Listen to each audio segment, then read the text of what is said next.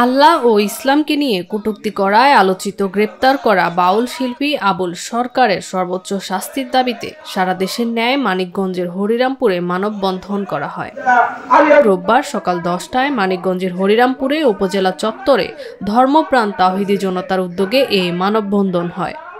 মানববন্ধনে উপস্থিত বক্তারা জানান, আল্লাহ ও ইসলামকে নিয়ে কটূক্তি করায় গ্রেপ্তার করা বাউল শিল্পী আবুল সরকারের সর্বোচ্চ শাস্তির দাবি জানাচ্ছি।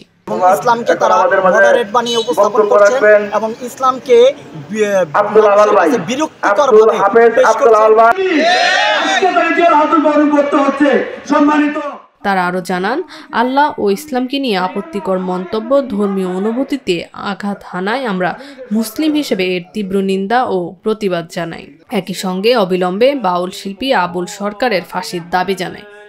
বাংলার মাটিতে আর কোনো মুরতাদ ও নাস্তিকেরা যেন এরকম দুঃসাহসিকতা আর না দেখায় আমরা ধর্মপ্রাণ মুসলমানের পক্ষ হতে সরকার প্রধানের কাছে দাবি জানাচ্ছি।